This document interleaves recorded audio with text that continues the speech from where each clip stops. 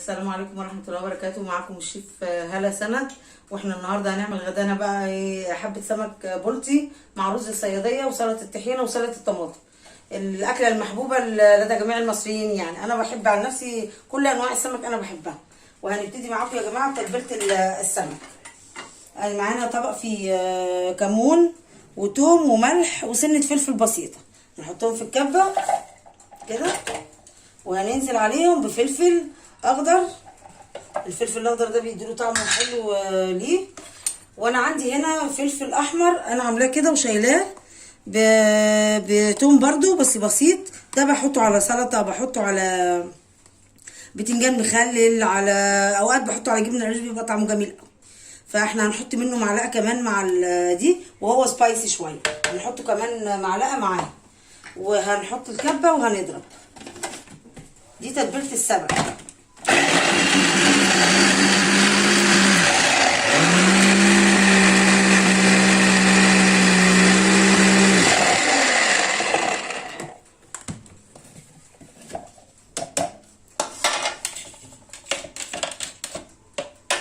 نضربها تاني، هنعصر عليها بقى ليمون. السمك طبعا انتوا عارفين ان هو بيحب الليمون. وانا غاسله السمك طبعا ومظبطاه خالص وغسلاه بميه وملح وخل ودقيق، مخليه جميل خالص، وما تشم ان هو ريحه سمك او ريحه حاجه. بسم الله الرحمن الرحيم. هحط ليمون بس كفايه كده. بسم الله.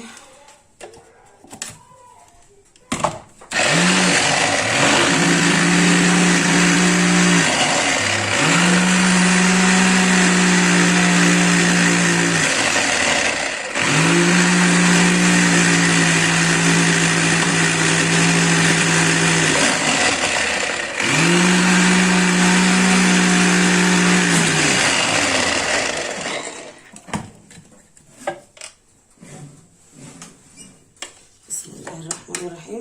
خلاص يا جماعه تتبيله السمك اتطحنت خالص على الكبه اهي، وهنبتدي نفضيها في طبق.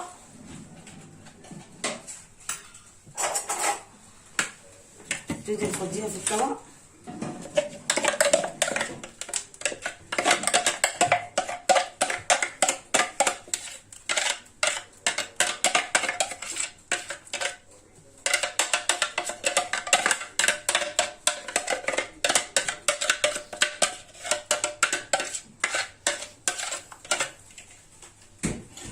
كده اهي، مش محتاجه ملح ولا محتاجه اي حاجه. هنتبل السمك. نتبل السمك معاكم اهو. بسم الله الرحمن الرحيم. بصوا يا جماعه كده السمك يتبل كده، وانا فاتحه الجناب بتاعته كده عشان التتبيله تخش فيه ويبقى متبل كويس. اهو بصوا كده. بسم الله الرحمن الرحيم.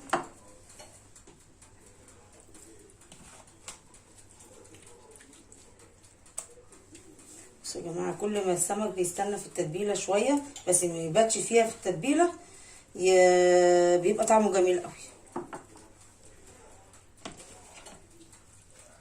منضفه السمك خالص. هو الراجل بينضفولي بس انا بجيبه في البيت بعيد عليه تنظيف. وبعدين انا الخلطه بتاعته اللي هي بتاعت الدقيق بتبلها، بحط عليها ملح، سنه ملح بسيطه، وبحط عليها ملح وفلفل وسنه كمون، وبحط عليها معلقتين نشا. دي بتخلي السمك كريسبي وبتديله قرمشه حلوه كده. يا جماعه احنا كده خلاص خلصنا تتبيله السمك زي ما انتم شايفين كده. وطبعا السمك اكله حلوه ومفضله جميله، يعني بالذات في اليومين دول الجو حلو والسمك دلوقتي يعني حلو في دلوقتي. بسم الله الرحمن الرحيم كده. وهنركن السمك بالتتبيله كده شويه لحد ما نقرب على الغدا ان شاء الله باذن الله.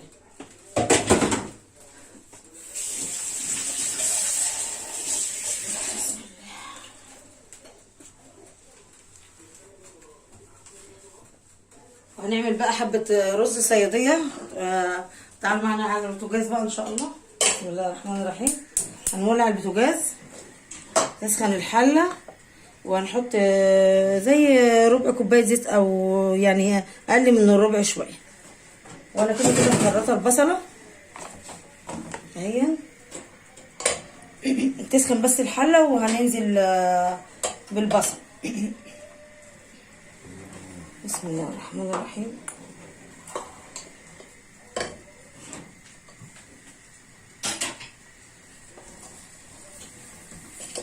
البصل ده يا جماعه الواحد بيفضل يقلب فيه لحد ما اللون بتاعه بيبقى بني، عشان يديك اللون اللي هو الحلو بتاع لون الرز بتاع السمك.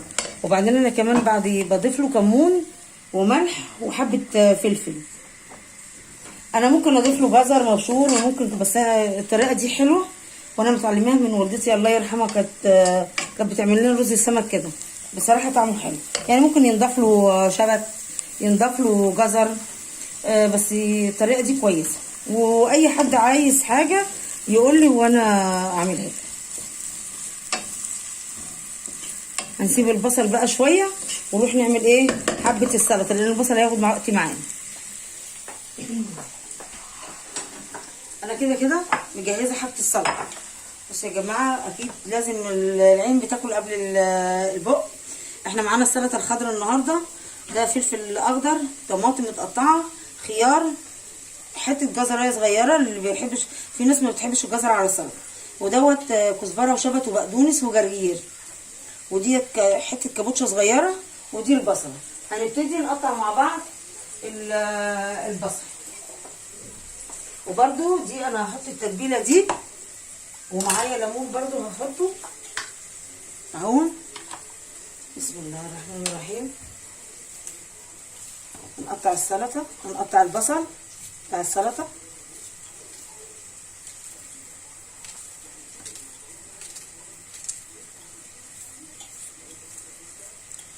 كل الحاجات دي مليانه فيتامينات وعناصر غذائيه حلوه كويسه، فما تحرموش نفسكم من طبق السلطه. اي نوع طبق سلطه على الغدا لازم يبقى فيه طبق سلطه.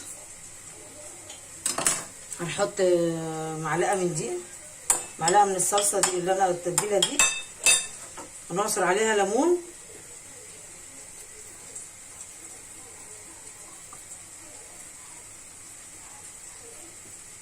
نعصر عليها ليمون كده، هنقلبها. نحط لها حبه ملح بسيطه،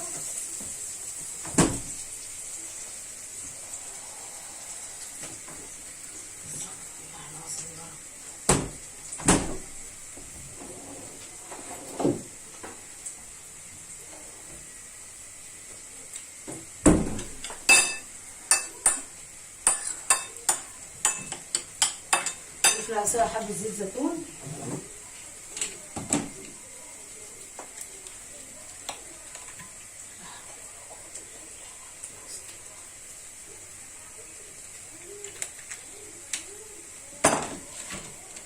هشوف البصله، هرجع للبصله تاني اشوفها.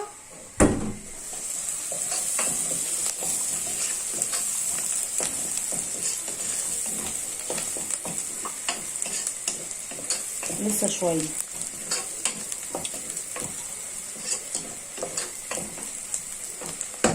وانا طبعا غاسله الرز ومجهزاه اهو، والتوابل موجوده معايا. نروح نكمل بقيه السلطه.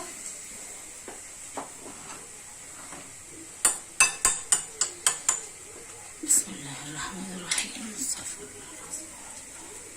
ادي الفلفل يا جماعه معانا اهوت.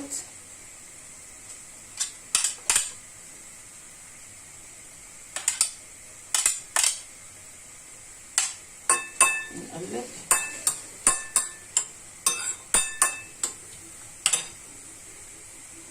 الخيار طبعا اكيد المفروض ان احنا نخلي الحاجه دي اخر حاجه، اللي هي الطماطم، اللي انتوا عارفين الطماطم بتجيب ميه، والخيار. بس انا ما بقلبش السلطه الا ساعه الغداء، بجهزها كده وما بقلبهاش الا ساعه الغداء. ننزل كده، وبعدين الطماطم اهي،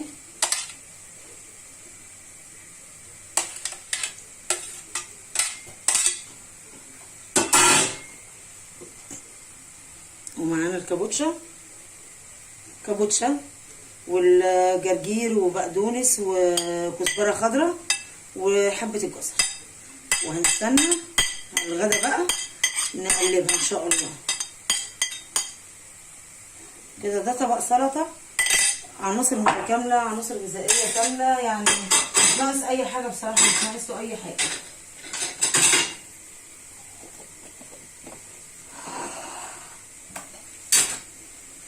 نشوف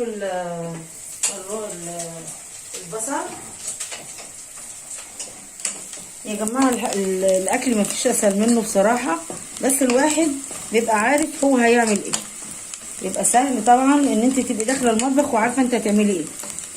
يعني ممكن الغدا ما ياخدش منك ساعه، بس تبقي داخله وممكن تعملي في الساعه دي حاجات كتير. انا عن نفسي لو واقفه في المطبخ ممكن اعمل حاجات كتير، ممكن حاجات في الفرن، حاجات على النار، اتبل حاجات. يعني الاكل ما فيش اسهل منه بصراحه. وتفضلي تقلبي في البصله كده عشان ما تتحرقش منك لحد عشان تاخدي اللون اللي هو البني اللي بيخلي لون الرز الصياديه بتاع السمك حلو. وكمون بيديله نكهه جميله جدا. السمك يعني كمون وليمون. ان شاء الله باذن الله الحلقات الجايه ان شاء الله هعمل لكم طبعا بقى شوربه سي فود، وهعمل لكم مكرونه بالسي فود برضو، سواء بالوايت صوص او بالصوص الاحمر. ان شاء الله باذن الله هعمل لكم حاجات جميله، وهعمل هتبل لكم الجمبري ويتشوي باذن الله. يعني احنا مع بعضينا وربنا ما يحرمنا من بعض ان شاء الله. بس ما تنسونوش بقى في اللايك والشير وسبسكرايب، وربنا ما يحرمنيش منكم ان شاء الله. ماشي. ورجعنا تاني يا جماعه زي ما انتم شايفين اللون البني وصل، البصله وصلت للون البني. وهننزل بالرز اهون دوت. الرز البصل لما بتبقى كده بتدي طعم وبتدي للبصله للرز لون جميل. بسم الله الرحمن الرحيم.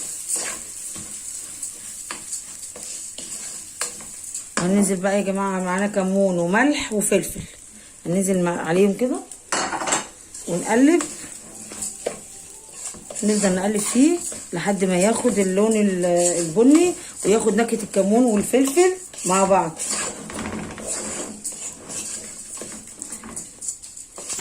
وهرجع لكم بقى ان شاء الله واحنا بقى بنسوي الرز وبنعمل سلطه الطحينه وبنقلب سلطه الطماطم وبنقلي السمك، بنقول لكم تعالوا اتفضلوا معانا. ورجعت لكم تاني خلاص احنا تبلت السمك وخلاص هقلي بقى وهنجهز الغدا. ديت 5 معالق دقيق، وهحط عليهم معلقه نشا عشان تخلي السمك كريسبي اهي. معلقه نشا هنقلبهم كده مع بعضيهم، سنه بس ملح بسيطه وسنه كمون، وهنقلب كده وهنحط الزيت على النار ونولع عليه. واحنا كده بنعمل كده هنسوي الرز بالمره على ما نيجي يكون الرز استوى. بسم الله الرحمن الرحيم.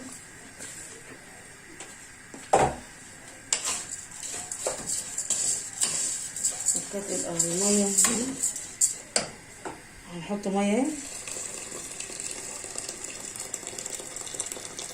ما لازم تكون ميه سخنه، ما تحطيش ميه بارده.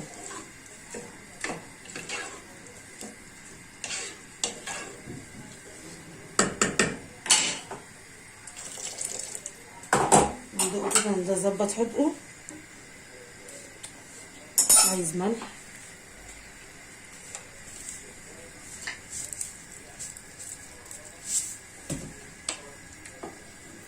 بسم الله الرحمن الرحيم.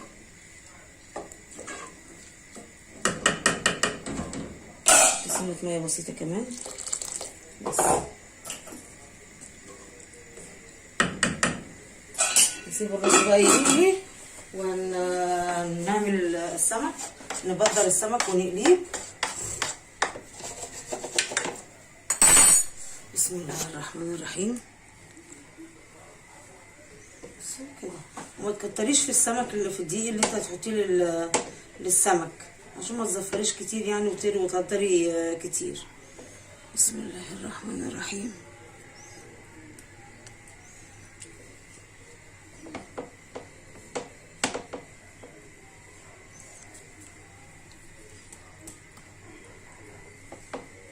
تبل وريحته جميله، والتبل يعني خد وقته كفايته في التتبيله.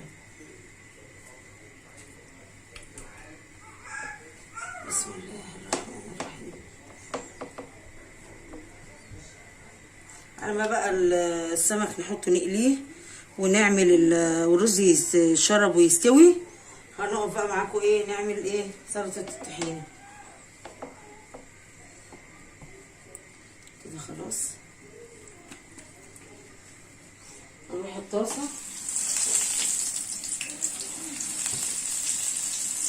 بسم الله الرحمن الرحيم.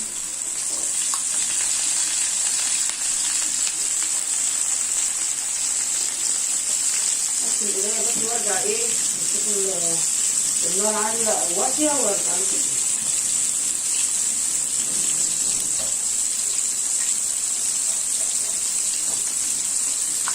نحب نظبط النار شوية، نقلب الرز. بصوا يا جماعة البصل عملت الرز الرز ازاي، بصوا نغطي بقى كده قبل ما يتشرب برضه تاني. نغطي على السمك شوية عشان يستوي ياخد راحته في السوا.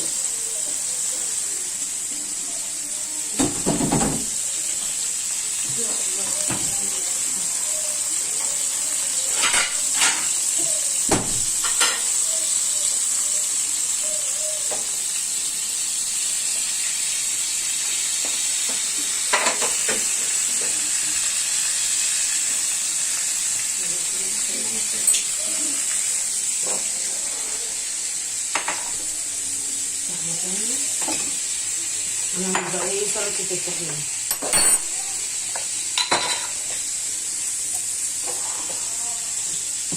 سلطة الطحينة يا جماعة احنا معانا دلوقتي دي ليمونة انا عصراها، وده فص توم انا دقته كده في السلطة في البولة، وهننزل عليها بمعلقة خل، وبعدين نحط الطحينة. بسم الله الرحمن الرحيم.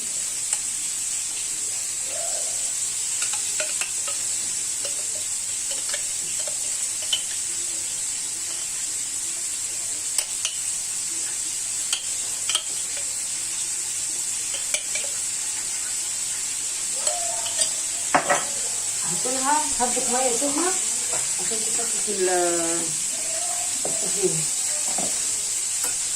نقلب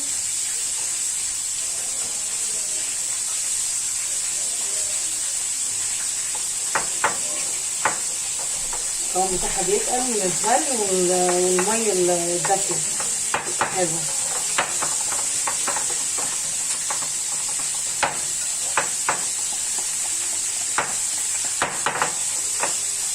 كده نقطة كمان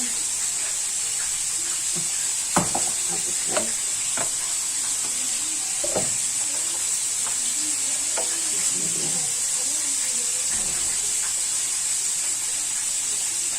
الخل بيخلي اللون بتاعها يبيض.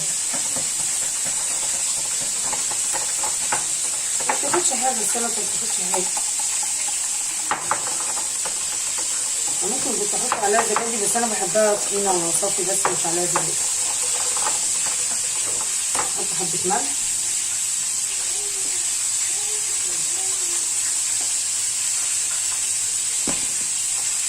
نشوف السمك كده عشان اوريكم اللون بتاعه. بسم الله الرحمن الرحيم. بصي اللون بتاع السمك وكريسب، انا بقلبهم وهو طري ناشف. بصي وطي بقى العين عشان السمك يستوي كويس. نرجع للطحينه تاني.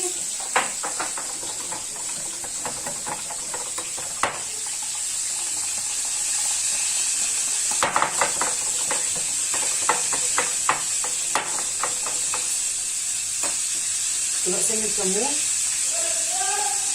سن الفلفل الاسود، نقلب.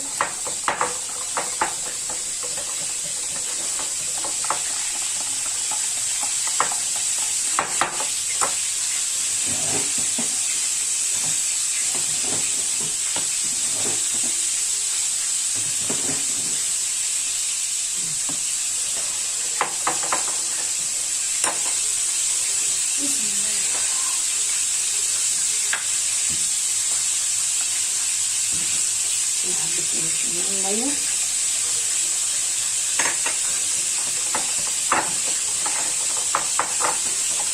كده القوام دوت كويس لسلطه الفراخ.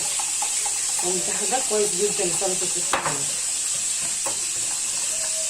ادوقها.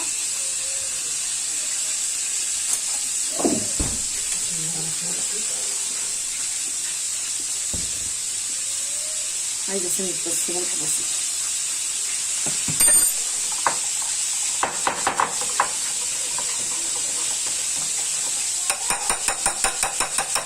خلاص يا جماعه كده سلطه الطحينه خلصت. هجيب طبق اغرفه فيها عشان اظبط شكل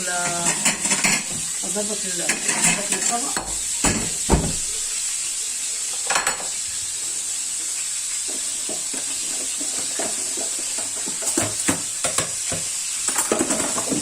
بسم الله الرحمن الرحيم. بالمره كده والواحد يغسل مواعين وهو واقف عشان ما يبقاش المطبخ يكركب ومليان مواعين.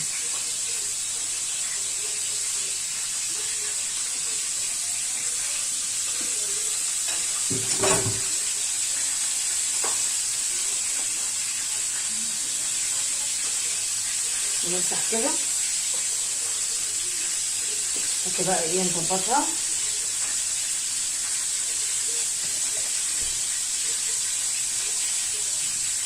يا جماعه هنا الكمون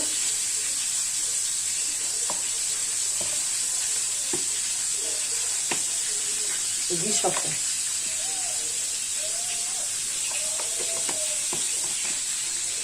وسنة زيت زيتون على الوش.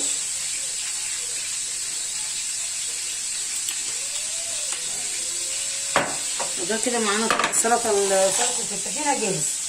نشوف السمك. نشوف السمك.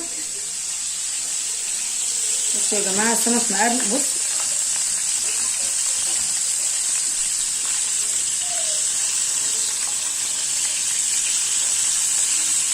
شوف الرز.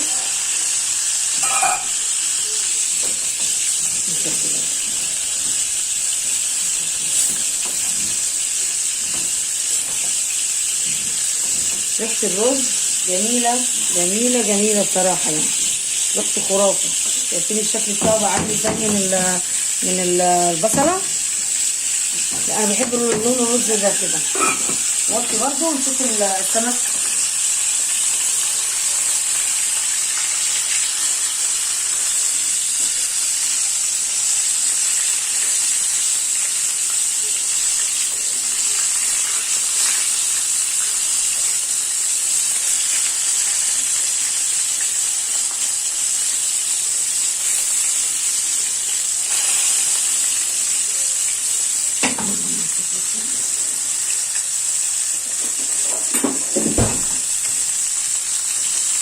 معانا جايبين طبق وحاطين فيه المنشفه اللي هي بتاعت المطبخ كده.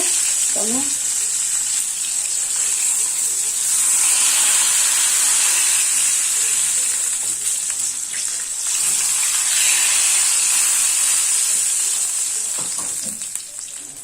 هو السمك عايز اكل الوقت يعني ما يباتش. لان كان في زمان ناس بتحب تاكل السمك بايت. انا بحب اكل السمك بايت بس هو حلاوته وهو سخن. حلاوه السمك وهو سخن. احنا كده يا جماعه طلعنا السمك قدامكم وعايزه اعرفكم ان هو مش طري. بصوا كريسبي خالص ناشف ازاي. بصوا السمكه جميله خالص ازاي. هنشوف الرز وهنكمل بقيه قليه السمك وهنرجع نغرف الاكل مع بعضنا تاني ماشي. هنكشف خلاص الرز استوى. هنشوفه. الرز استوى خالص جميل اهوت. خلاص هندفع عليه وهنغرف بقى عشان ايه نتغدى. بسم الله الرحمن الرحيم. والسمك خلص وعملت السلطه، وهنغرف دلوقتي وهوريكم انا. بسم الله الرحمن الرحيم.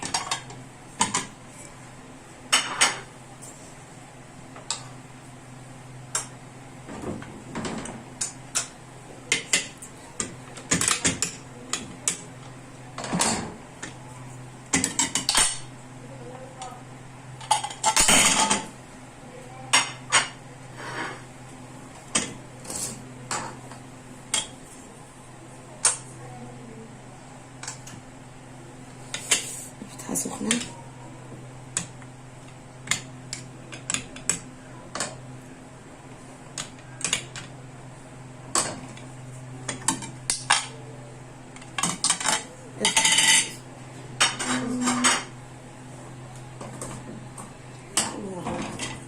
عشان ايه نحط الرطبة الاكل سخن. ماشي كده يا جماعه، احنا كده خلصنا الغرف اهوت بتاع الرز. البتاع سخنه، الفورمه سخنه خالص على ايدي. خلاص خلصنا غرف. هنقلب بقى السلطه اهي. بصوا لسه اكني لسه عاملاها دلوقتي حالا، عاملاها من ساعه ما كنت بتبل السمك. لازم السلطه تقلبيها ساعه الغرف عشان ما تبقاش ما تتبلش، ما تشربش الميه الملح والحاجه دي وتدبل. هنزود لها برضو معلقه زيت زيتون كده تبقى حلوه. زيت الزيتون جميل وصحي اصلا، والواحد المفروض يدخله في كل اكله، يبقى حلو زيت الزيتون وصحي.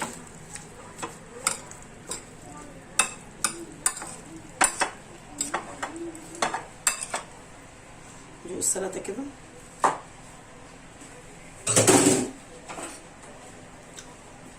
مش محتاجه ملح، جميله. بسم الله الرحمن الرحيم. هنغرف.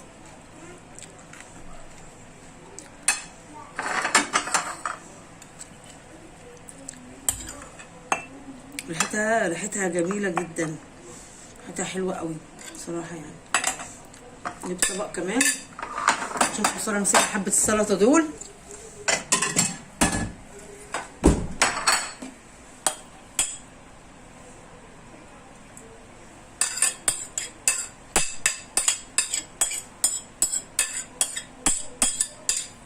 كده يا جماعه انتوا شايفين الرز، سمك، سلطه الطحينه، سلطه الطماطم، سمك فاصلة.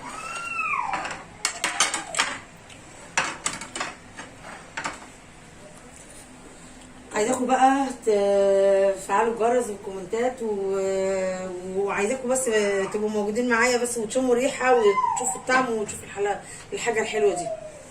اكله بسيطه ما خدتش مني وقت وما كلفتنيش كتير. حبه رز احنا عندنا في البيت، حاجات السلطه موجوده في البيت، الطحينه موجوده في البيت، هو السمك بس اللي جبته من بره لان انا ما بحبش اكله فروزن، يعني لازم اجيبه صبح.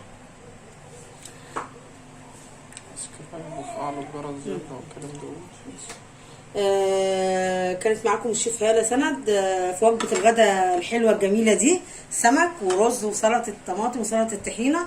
عايزاكم تفعلوا الجرس وسبسكرايب ويعني خليكم معايا كده ومعانا ربنا كلنا ان شاء الله. شكرا.